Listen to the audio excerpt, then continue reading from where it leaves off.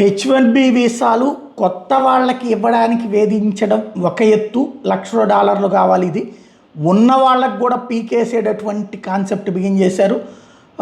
దీనికి సంబంధించినటువంటి బిల్లు ఇప్పుడు సంచలనం సృష్టిస్తోంది. అమెరికాలో నివసిస్తూ ఉద్యోగాలు చేస్తున్న వేలాది మంది భారతీయ ఐటీ నిపుణులకు షాక్ ఇచ్చేటటువంటి న్యూస్ ఇది. అక్కడ చట్టసభల్లో కీలక పరిణామం చోటు చేసుకుంది. H1B వీసా కార్యక్రమాన్ని పూర్తిగా రద్దు చేయాలని కోరుతూ ఫ్లోరిడాకు చెందిన రిపబ్లికన్ ప్రతినిధి గ్రెగ్ స్టూబ్ ప్రతినిధుల సభలో బిల్లును ప్రవేశపెట్టాడు. Ending exploitative imported labour exemptions act పేరుతో ఈ బిల్లు ప్రపోజ్ చేశారు. అమెరికా ఇమిగ్రేషన్ చట్టాలను సవరించి H1B వీసా విధానానికి పూర్తిగా స్వస్తి పలకాలని ఈ బిల్లు ప్రధాన ఉద్దేశం. అమెరికా పౌరుల సంక్షేమం కంటే విదేశీ కార్మికులకు ప్రాధాన్యం ఇవ్వడం అమెరికా జాతి ప్రయోజనాలకు విరుద్ధమన్నది గ్రెగ్ వాదం.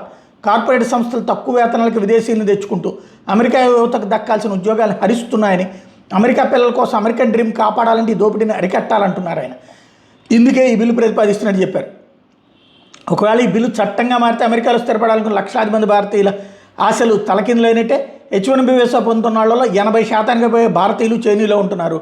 ఇప్పటికే ట్రంప్ ప్రభుత్వం కొత్త H1B వీసా నిబంధనలు కఠినతరం చేయడం, కొత్త వీసాల మీద $1,00,000 భారీ రుసుము విధించి షాక్ ఇస్తే లాటరీ విధానానికి బదులు ఎక్కువ జీతం ఇచ్చే ఉద్యోగాలకి ప్రాధాన్యం ఇవ్వమని చెప్పడం, తక్కువ జీతం లేదా ఎంట్రీ లెవెల్ ఉద్యోగులకి వీసా ఎంపిక ప్రక్రియ తక్కువ ప్రాధాన్యం ఉంటుందని చెప్పడం, ఫిబ్రవరి 20 నుంచి విధానం అమల్లోకి రాబోతోంది.